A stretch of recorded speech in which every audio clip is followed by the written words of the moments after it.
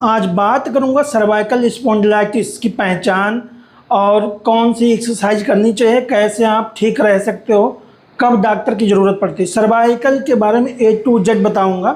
जैसे गर्दन में नस दबती, अगर नस पे दबाव पड़ रहा है तो हाथों में दर्द क्यों जाता है, या हाथों में सुनपन क्या होता है, हाथों से जोर नहीं लग रहा है, या आपके मसल्स में गर्दन में नस दब रही तो या आपके मांसपेशियों में आगे दर्द आ रहा है या हाथों में दर्द जा रहा है, सारी डिटेल से जानकारी आपको दूंगा। शुरू करते हैं सर्वाइकल स्पॉन्डिलाइटिस के लक्षण से।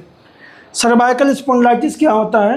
एक डीजेनरेशन ऑफ बोन होता है। एक एज के बाद लगातार स्ट्रेस पड़ने की वजह से ये सर्वाइकल की जो हड्डियां होती हैं इसमें इरोजन शुरू हो जाता है। इसको बोलते हैं सर्वाइकल स्पॉन्डिलाइटिस। और जकड़न सा फील होता है, गर्दन के आसपास दर्द होता है, या आपके इस हिस्से में दोनों तरफ ट्रेपेजियस की मसल्स में भी दर्द होना शुरू हो जाता है। इसको कैसे मैनेज कर सकते हो? तो इसके लिए सिंपल 4-5 एक्सरसाइज हैं, वो आपको लास्ट में बताऊंगा। वो करके आप सर्वाइकल स्पॉन्डिलाइटिस के इस कंडीशन को ठीक कर सकते हो। इसमें कोई समस्या नहीं होती है। बहुत ज़्यादा यदि इसमें पेन होता है तो आप एक बार ऑर्थोपेडिक डॉक्टर से कंसल्ट कर सकते हो, या फिजियोथेरेपिस्ट डॉक्टर इसमें बहुत अनिवार्य रोल अदा करता है। अब नेक्स्ट आता है सर्वाइकल रेडिकुलोपैथी।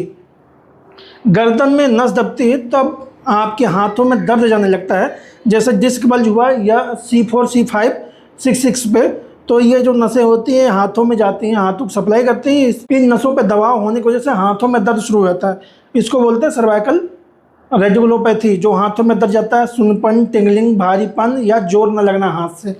इसमें देखना पड़ता है, ये MRI में दिखाई देता है। आपको एक्सरे में सर्वाइकल स्पॉन्डिलाइटिस दिखता रहेगा। यदि आपके हाथों में दर्द जा रहा है तो सर्वाइकल रेडिकुलोपैथी का केस है, आपके नसों पे दबाव पड़ रहा है। तो उस केस में क्या है, एक बार MRI कराओ, उसको एकदम पता करो कि क्या दिक्कत है। फिर आप चाहो तो एक बार फिजियोथेरेपिस्ट डॉक्टर से कंसल्ट करो और वो आपकी कंडीशन के अकॉर्डिंग वो फिजियोथेरेपी एक्सरसाइज आपको सजेस्ट करेंगे। नेक्स्ट होता है माइलोपैथी, स्पाइनल कॉर्ड कंप्रेशन। उसमें क्या होता है, मेन कॉर्ड जो ब्रेन को जोड़ता है उस कॉर्ड पे दबाव पड़ता है, डिस्क बल्ज होके। तो खांसने छींकने से पूरे बदन में सिहरन सा या चींटी दौड़ना, बैलेंस बनाने में दिक्कत, खड़े होने में दिक्कत, हाथों से जोर कम लगना, पैरों से भी जोर नहीं लगता है।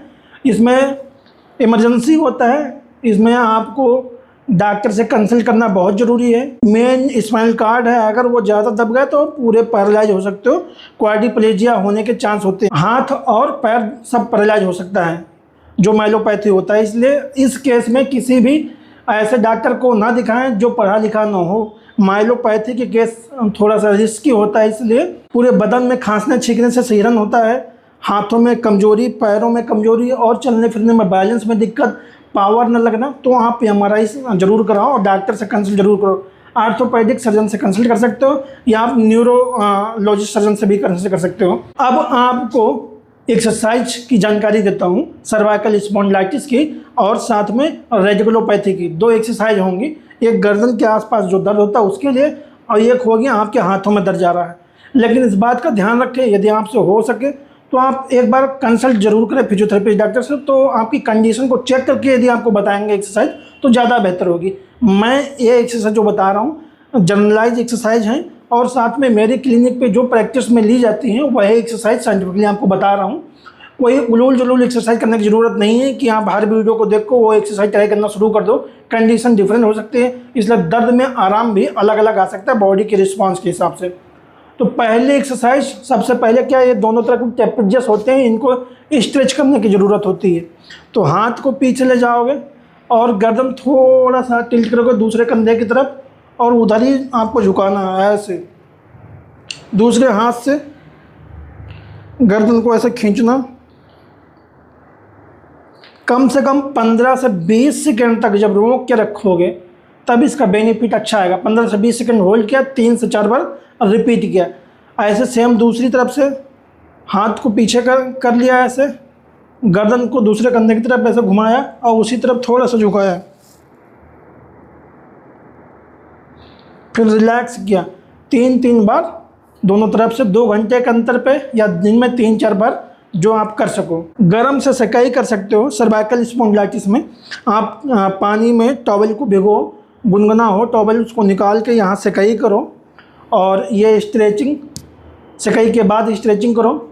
और फिर आपको करना है अपने शोल्डर के मूवमेंट। आप ऊपर लेके जाओगे, 15 से 20 बार ये करोगे और फिर कंधे को आगे पीछे जैसे वीडियो में देख रहे हो ऐसे रिपीट करना है आपको। और नेक्स्ट आपको वॉल के सहारे ऐसे पुशअप लगाना है दीवार पे, 15 से 20 बार ये करोगे। और अब आपको थोड़ी सी स्ट्रेंथनिंग एक्सरसाइज की जानकारी देता हूँ। दोनों हाथ को अपने माथे पर रखना है और आगे की तरफ धक्का लगाना है, हाथ से रोक के रखना है, फिर रिलैक्स करना है, गर्दन सीधी होनी चाहिए इस दौरान। फिर पीछे ऐसे हाथ लगाओगे, फिर रिलैक्स करोगे, 10 सेकंड तक होल्ड, देन रिलैक्स, फिर साइड में, फिर दूसरे साइड से। ये 4 एक्सरसाइज। अगर हो सके तो एक एक्सरसाइज गर्दन को टेढ़ी करना है, हाथ से रोकना और फिर सीधे करना, ऐसे दोनों तरफ से रिपीट करना है। 5-5 बार या 10-10 बार रिपीट कर सकते हो। दिन में 2 बार या 3 बार ये एक्सरसाइज कर सकते हो, चाहे ऑफिस में हो चाहे घर में हो। तो आपकी गर्दन की शुरुआती समस्या एकदम गायब हो जाएगी, जड़ से गायब हो जाएगी। 90% केसों में एक्सरसाइज बहुत हेल्पफुल होता है। जब कोई सीवियर कंडीशन होती है तब जाके डॉक्टर की ज़रूरत या सर्जरी की ज़रूरत पड़ती है। अदरवाइज 90% केसों में सर्वाइकल अपने आप से ठीक होता है। थोड़ी मोड़ी एक्सरसाइज करते रहोगे, लाइफ टाइम कोई दिक्कत नहीं होगी। सर्वाइकल रेडिकुलोपैथी के लिए एक्सरसाइज, जिनके हाथों में टिंगलिंग नंबनेस जा रहा है उनके लिए आपको हाथ ऐसे जैसे देख रहे हो ऐसे सीधे करना, दूसरे में लगाना दीवार पे ऐसे उल्टे करके, गर्दन थोड़ी सी तिरछी करोगे और आगे को हल्का झुकाओगे। इसको 30 सेकंड से 1 मिनट तक ऐसे होल्ड करोगे, फिर रिलैक्स करोगे। 3 बार रिपीट करना। बेड पे लेट के गर्दन को थोड़ी देर लटका सकते हो बेड से बाहर। इस दौरान ध्यान रखें, पेन अगर बढ़ता है तो नहीं करना है। ज़्यादा सीवियर पेन हो तो डॉक्टर से कंसल्ट करना बहुत ज़रूरी होता है, क्योंकि आपकी कंडीशन का पता नहीं होता कितना डिस्क बल्ज है। और यदि आप चाहो तो मेरे क्लिनिक पे भी आ सकते हो। मेरी क्लिनिक दिल्ली में है, तिलक नगर में। मेरा एडवांस फिजियोथेरेपी के द्वारा ट्रीटमेंट होता है, जैसे डीकम्प्रेशन है, शॉक है, लेजर है, अल्ट्रासोनिक है, एफटी है, या मैनुअली एडजस्टमेंट करना हो या एक्सरसाइज करना हो। कंडीशन पर डिपेंड करता है क्या मैं करूँगा, वो कंडीशन को चेक करने के बाद ही डिसाइड करते हैं। किसी भी प्रकार की समस्या हो तो कमेंट करके आप पूछ सकते हो मुझसे, आपको रिप्लाई ज़रूर मिलेगा। और आपको यदि और किसी भी चीज़ पर जानकारी चाहिए तो आप एक बार कमेंट करें, उसका भी वीडियो मैं ज़रूर बनाऊँगा।